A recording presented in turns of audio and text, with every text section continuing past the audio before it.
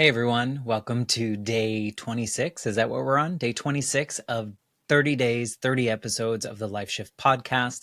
This is a bonus series in which I am challenging myself to show up every day for 30 days in November to talk about something, a little topic or something that I found on a question list or something that just came to mind randomly.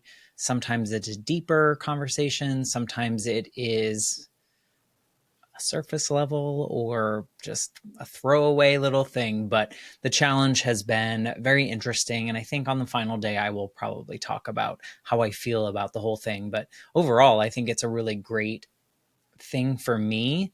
It's kind of tanking my analytics because the more you put these episodes out, the less likely someone's listening every single day, which then brings down the number of listens and then the average and all those things. But that's okay. I'm an indie podcaster, so it doesn't really matter. I don't have these big companies that are backing me that are expecting certain things. So thank you for listening. Thank you for coming along this ride. If you are listening in the future, hello, future.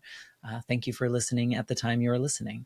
So today I am going to talk a little bit about therapy because this is something that someone suggested to me and I thought it was a good concept. And really it stems from the idea that I think there's a lot of people out there that are afraid or intimidated about finding a therapist or admitting that you want to go or admitting that you need to go or giving it a shot. And I think it's a valid feeling because it is scary.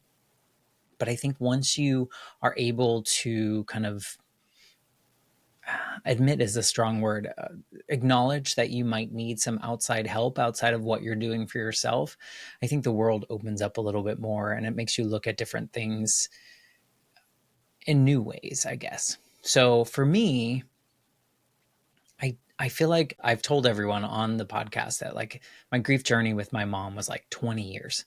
It just took a long time. And mainly because I just didn't seek out help and I didn't know how to ask for help. So I would say that maybe after my mom died, I was probably put in with school counselors a few times throughout my experience. I don't feel like I ever went to officially a therapist of any sort. I don't think there was any kind of intent there. And I definitely know that in my teens, I didn't do that. In my 20s, I didn't do that, all while I was facing like extreme bouts of depression and anxiety and eating disorders and all sorts of things that came along with that. But it just wasn't something people were talking about, or at least not in my circle.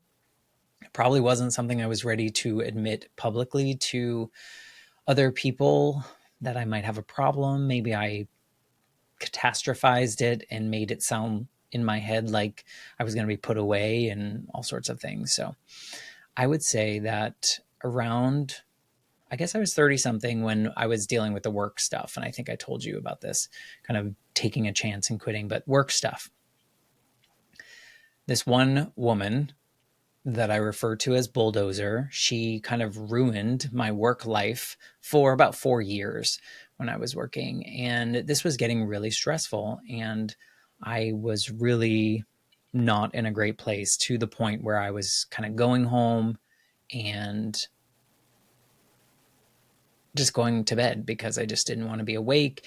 And this was like also during the same time that my grandmother was diagnosed with her cancer and she was going through this journey of surgeries and medicine and all the things that come along with that and kind of declining as it was going. So everything was kind of coming to a head. Also, I hadn't really fully kind of worked through all the things that I needed to as it relates to my mom. So I went on this journey for a little bit and it took a little bit of time. And I would say that I went to 4 or 5, probably 5 therapists. And it was kind of like finding the right fit. And you have to go multiple times. And usually it's like once every 2 weeks or once every month. And so that's like a long process. So this was a couple-year process. And luckily I started it earlier in that rough journey. But I went to some that I just felt like immediately judged. I didn't feel comfortable sharing what I was going through or how I was feeling or just being like fully transparent and authentic in those meetings. And then I went to another person who I went through it, and yes, I know you have to do work and you have to kind of like work to get better. But this particular person felt very regimented, which would make sense for this type A version of me. But it was like homework, and it made it even less likely that I was going to kind of process and do the things that I needed to do. Maybe I wasn't ready for that type of therapy. And then I, tried with this was rough. I tried with a psychiatrist, which can also prescribe medicine. And I thought, okay, well, I'll try this. Wow, that was not for me. That was something that I was not a fan of. And that was a long period of time, because with the medicine, you kind of have to like ramp up into it. And then you can't just stop it cold turkey, at least not the kinds that I was given. And so you have to like ramp down and then ramp up into new ones.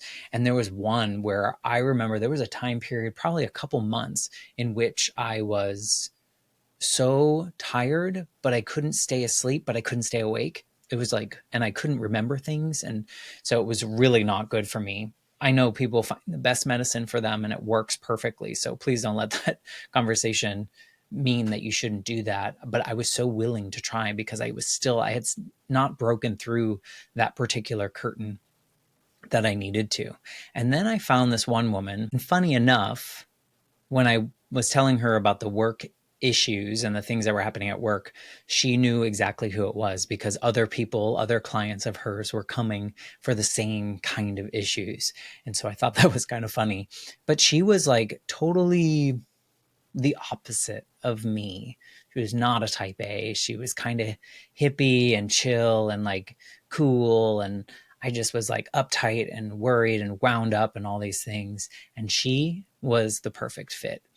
And after a couple sessions or so, I was able to kind of like unpack or share all of the pieces of my life and the decisions that I made and all these things.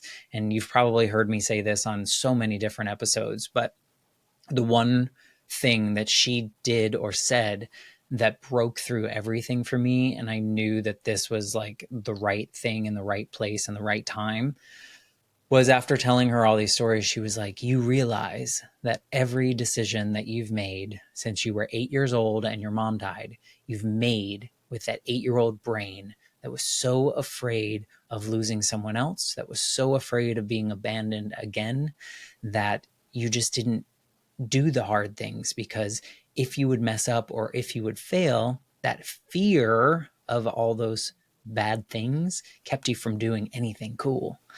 And I was like, oh, and everything kind of like unwound in my head of all the decisions that I had made previously. You've probably even heard it in these 30 days, where the decisions in college and not pursuing certain things and like running back to Florida and all these things, still there. They're like deeply embedded.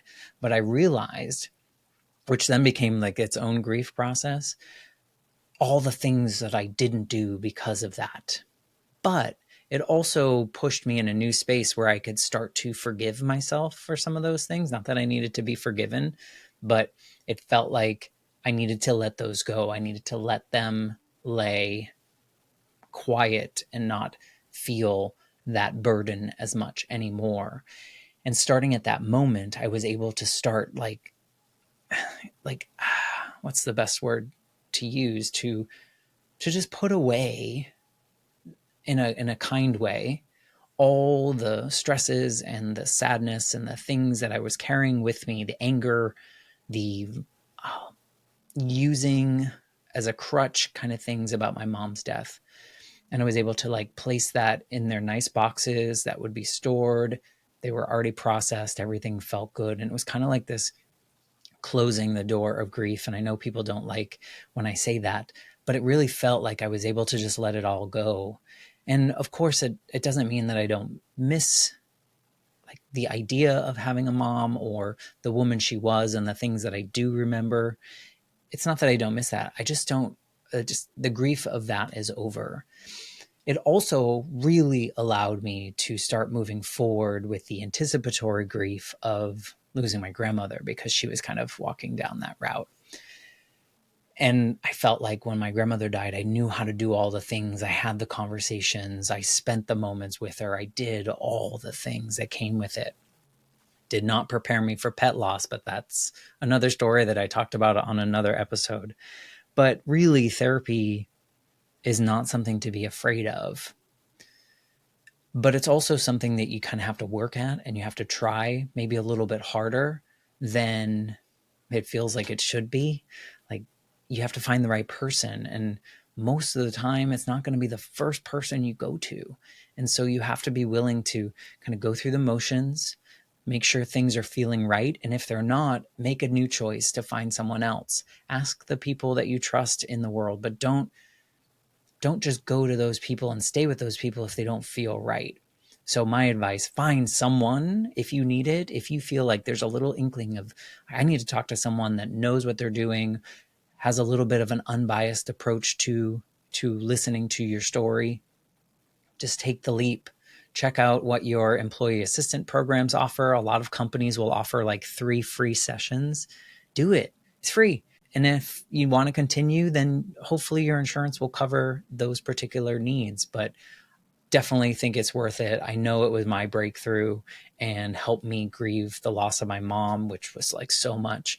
And really, I guess, brought me to the Life Shift podcast. So if you are on the edge, do it. Call someone up today. Try them out. If you don't like them, try someone new. Don't give up on that. And that is day 26 of 30 days, 30 episodes of the Life Shift podcast bonus series. I will be back tomorrow for day 27. We're gearing up for Thanksgiving here. And then the end of the month is coming up. So thank you for being on this journey, and I will talk to you tomorrow.